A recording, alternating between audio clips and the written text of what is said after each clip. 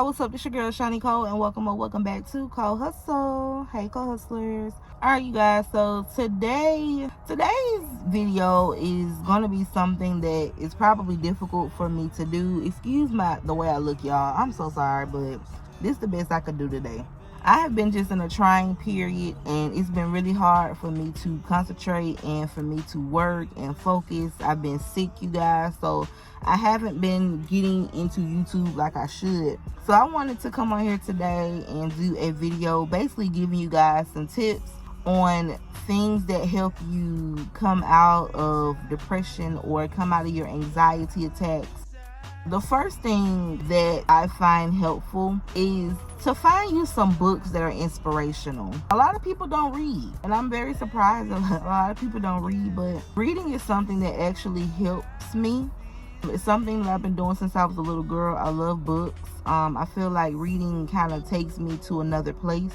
It makes you feel like you're in a different world. And when I read, I try to get engulfed in the story and really listen to the characters and what they're going through. I try to put myself in the place of the characters. And so I find that, reading helpful books, like spiritual books, if you're a Christian, reading Christian books or whatever your religious preference is, reading things that are going to help you stay motivated and stay in a positive mindset are always a plus.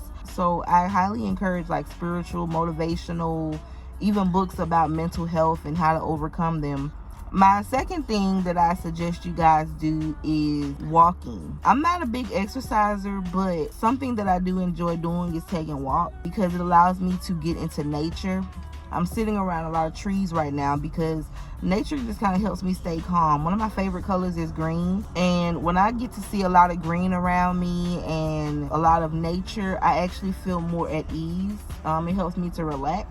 I find that walking in nature and allowing yourself to be around grass and trees and plants and bushes definitely does help with your anxiety. It helps to lower that anxiety and kind of get you back in a more sound, positive setting. And it just allows your mind to kind of calm down. Something else that I suggest, and honestly, I don't know if this is helpful to everybody, but for people that struggle with depression and anxiety, if you are a person that likes to smoke marijuana, honestly, for me, marijuana helps. It helps me to relax. It helps me to not focus on my problem so much. I'm so stuck on things that I have going on, things that I cannot control. And the easiest way for you to be able to do that is to be able to relax yourself. And marijuana is a relaxing drug. And to me, it's not even a drug, it's a plant. So if you're a person that smokes, or if you're a person that doesn't smoke and you've always been interested in it, I do think that that is something that is helpful. Now, if you talk to doctors about that, they're going to tell you that it's not good for you because it's going to mix with your medication and kind of alter it, all those sorts of things. I've been explaining to my psychiatrist for the longest, my therapist, that is not my issue. My issue is the things that has happened to me before I even involved marijuana in my life.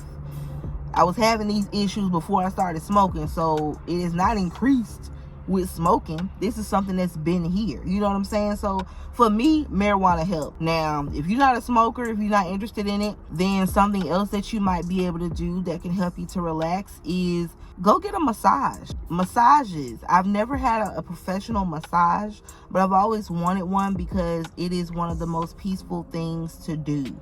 It is relaxing. The music is relaxing. The setting is relaxing. Your body being rubbed on is going to help you calm down and relax. It's something that I think everybody should do, not just if you don't want to smoke marijuana, but if you're someone who just needs to relax. Definitely encourage you to get a massage. Something else that is going to seem kind of cliche, writing. The thing about me is I'm a person who doesn't know how to stay consistent. So I have a very hard time continuously writing in my journals. Sometimes I just don't want to do it. I say I'm going to do it later. I never do it. I just don't have that drive that I used to have when it comes to me writing, but that's something that I'm definitely trying to work on, because writing is something that definitely helps me to put my thoughts in a safer place. If you don't want to talk to people about your problems, I highly suggest writing. Something else I suggest is listening to gospel music. I'm not trying to put religion on mental health, because Y'all may or may not know, but I am not religious, I'm spiritual. When I'm going through those anxiety attacks, or some people call them spiritual attacks, is listening to gospel music. A lot of negative energy lies in the music that we listen to, believe it or not. A lot of rap music, all of that stuff is not good for you. So listening to something that is giving honor to God, or the higher, the higher being that you worship, is something that can help you be uplifted. I suggest you guys listening to podcasts. There are a lot of like mental health podcasts that you can listen to that can help you to better understand. If you're someone who really doesn't understand depression or anxiety, or any type of mental illness that you are suffering with, if you don't really understand your diagnosis or things that you can do to help to overcome it or help you to get through it, podcasts are a great way to figure out what's going on. Now you know what's going on, you know the things that cause it, you know your triggers, you know things that are going to help you to navigate through that. If I have to point out something else that ties into this, would be knowing your triggers. I am still learning my triggers. I've been dealing with mental health issues now since 2015. That's when things really took a left turn, and for me, that is one of the things that I struggle with, which is knowing what triggers me.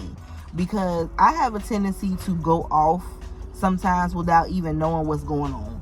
That's with my boyfriend, with my friends, with anybody in my life. And knowing your triggers is going to benefit you, because then if you know what bothers you, what takes you to that depression state, then you know ways to prevent it. It will teach you what to stay away from. It'll teach you the people to stay away from, certain words that you don't like use. It'll allow you to have more of an explanation. If people, don't really know what to do, best way is to learn what makes you snap. That's why I always say journal, because journaling allows you to know when something took place, how it made you feel, how you were feeling that day overall, what changed, what put you in a better mindset. Those type of things you journal. You journal how you feel. You journal how your day was. You journal how your day was on medication.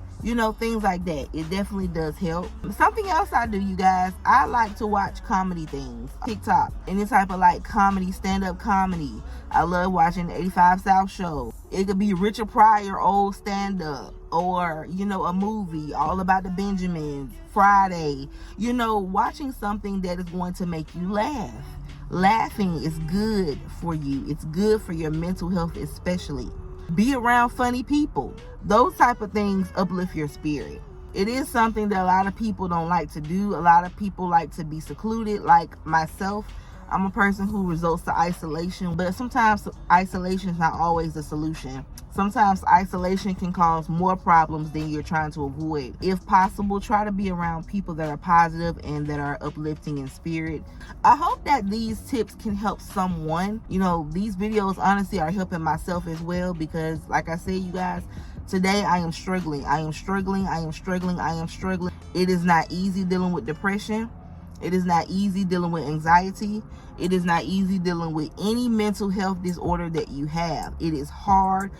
People don't understand it. People don't want to understand it. People are uneducated about mental health, and it is very hard to navigate through something that a lot of people don't understand or can't relate to.